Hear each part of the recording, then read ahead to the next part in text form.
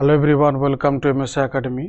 এই ভিডিওতে আমি আলোচনা করব ক্লাস 12-এর যে টেস্ট পেপার আছে তার পেজ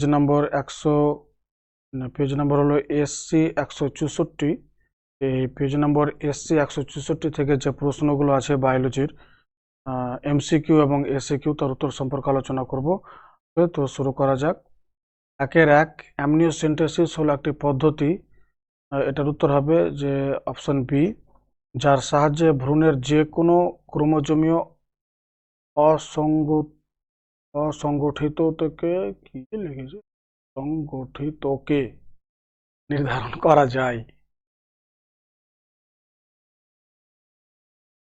অসংগঠিতকে নির্ধারণ করা যায়, এটার উত্তর এটাই হবে। 2 ট্যাপেটামের কাজ। ট্যাপেটামের কাজ হলো, এটার উত্তর হবে অপশন বি, পরাগরেণুকে পুষ্টি যোগান দেওয়া। তারপরে 3 মেন্ডেলীয় দ্বিসংকর জননের F2 জনুতে জিনোটাইপিক অনুপাত হলো 122, 412, 121। অপশন বি, এটা উত্তর। 4 5 মিথাইল ইউরাসিল বলা হয় যে বেসকে, তা হলো থাইমিন। 5 মানুষের এক্স ক্রোমোজোমের ট্রাইসোমি হলে কি হবে? এক্স ক্রোমোজোমের ট্রাইসোমি হলে এটা হবে অপশন বি, ক্লাইনফিল্টার সিনড্রোম। 6 আদ্য প্রাণী ঘটিত রোগ হলো, এটা হবে অপশন বি, কক্সিডিওসিস।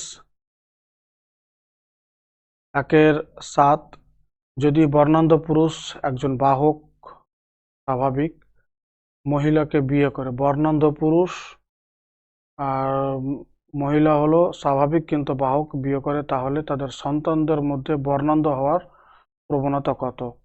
তার উত্তর হবে সি, 50%। তো আমরা দেখিনি কেমন করে 50% আসছে। বর্ণান্ধ পুরুষ স্বাভাবিক মহিলা,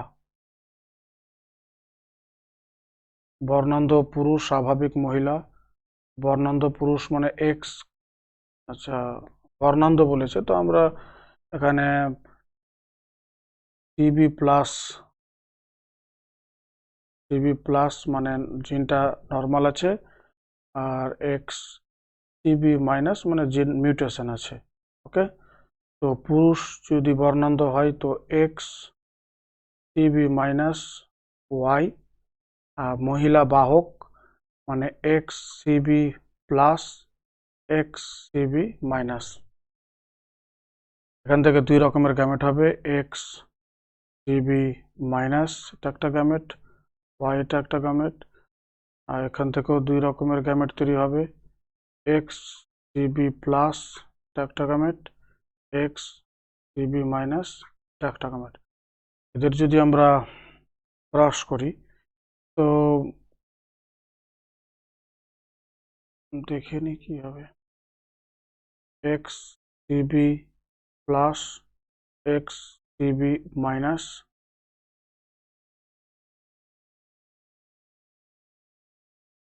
x CB minus X CB minus,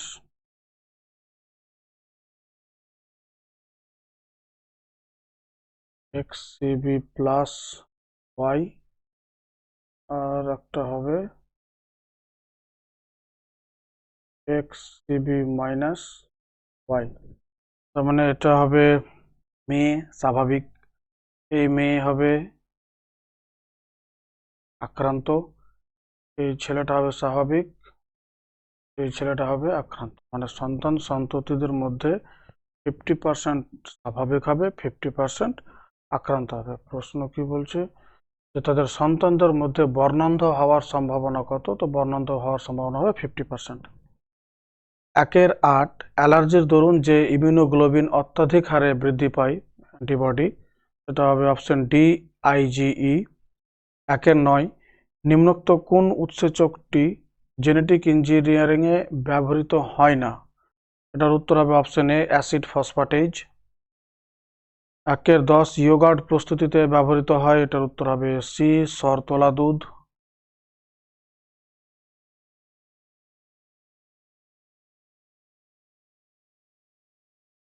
11 ধোঁয়াশার প্রধান উপাদান কোনটি?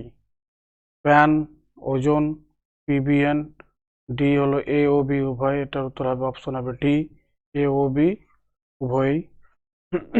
1-12 ভারতবর্ষে হটস্পটের সংখ্যা হলো অপশন ডি 4।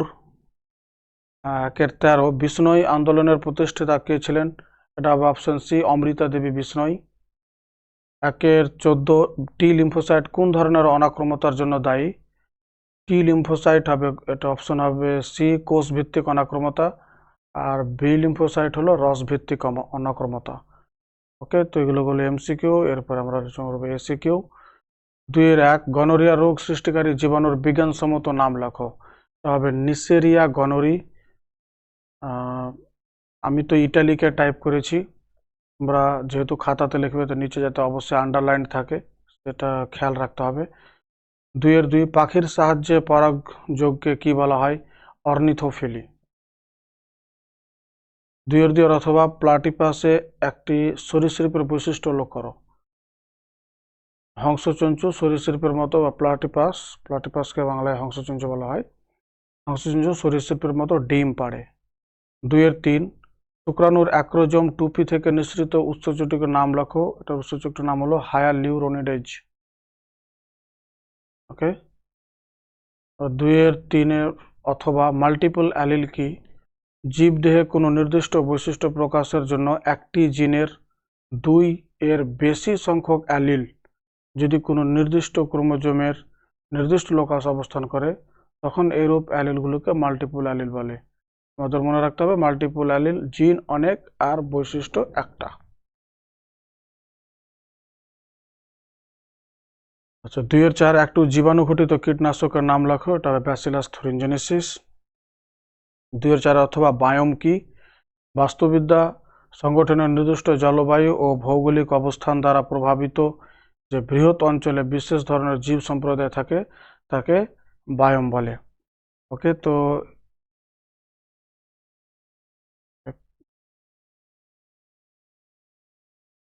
এটা ছিল পেজ নম্বর SC 164 থেকে যে প্রশ্নগুলো ছিল বায়োলজির, তার MCQ এবং SCQ প্রশ্নের উত্তর। যদি কোনো প্রশ্ন থাকে তাহলে কমেন্ট করে অবশ্যই জিজ্ঞাসা করতে পারো। ভিডিওটি দেখার জন্য ধন্যবাদ। দেখা হবে আবার নেক্সট ভিডিওতে। ওকে, থ্যাঙ্কস এগেইন।